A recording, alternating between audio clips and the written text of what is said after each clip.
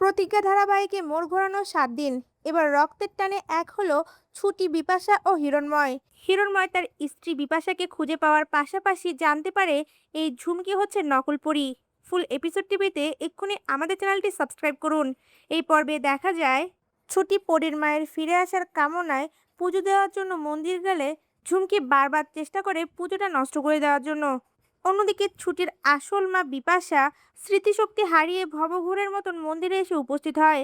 আর ঠাকুরের কৃপায় তখনই বেজে ওঠে শঙ্খ ও মন্দিরের ঘণ্টা। ছুটি তখন ঠাকুরের দিকে তাকিয়ে মনে মনে বলতে থাকে, ঠাকুর তুমি আমার মনের কামনা কি পূরণ করবে? এই জন্য কি তুমি ইঙ্গিত দিচ্ছ? এই কথাগুলো বলে ঠাকুরের দিকে তাকিয়ে থাকে। ঠিক সেই সময় ঝুমকি এসে ইচ্ছে করে ছুটিকে ধাক্কা দিয়ে পুজোর থালাটা ফেলে দেয়। তখন ছুটি ভয় পেয়ে গিয়ে ঠাকুরের দিকে তাকিয়ে কান্না দৃষ্টিতে বলে ওঠে, সব তো নষ্ট হয়ে গেল ঠাকুর, তাহলে কি পরীর মা ফিরবে না? এর কথা বলার সঙ্গে সঙ্গেই মন্দিরের ঘন্টা আবারও বেজে ওঠে।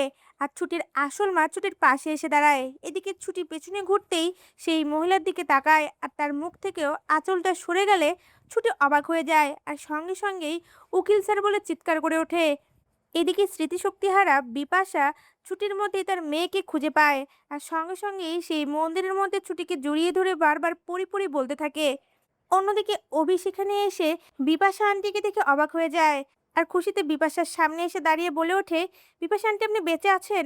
আপনাকে কোথায় কোথায় না খুঁজেছি।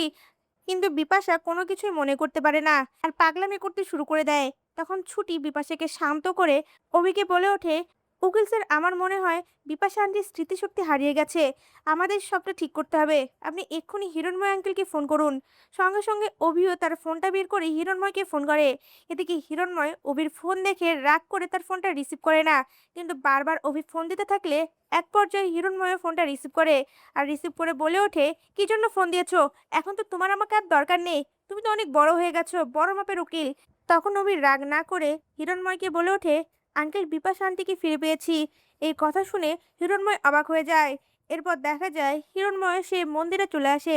আর বিপাশাকে দেখা মাত্রই সঙ্গে সঙ্গে তাকে জড়িয়ে ধরে। সে সময় বিপাশারও পুরনো স্মৃতিগুলো আপসা আপসা মনে পড়তে থাকে। এরপর দেখা যায় হিরণময় বিপাশাকে বারবার প্রশ্ন করে বলে ওঠে, তুমি এতদিন কোথায় ছিলে? বিপাশা হিরণময়ের কথার উত্তর না দিয়ে ছুটির হাত ধরে টেনে বলে ওঠে, এটা আমাদের পরী, ছোট্ট পরী।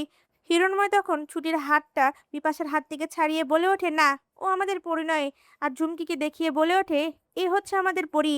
ঝুমকিও তখন নাটক করে বিপাশার কাছে এসে মা বলে জড়িয়ে ধরতে গেলে বিপাশা তাকে ধাক্কা মেরে সরিয়ে দিয়ে বলে ওঠে, না, ও আমার পরী হতেই পারে না। ও আমার পরী নয়, এ আমার পরী।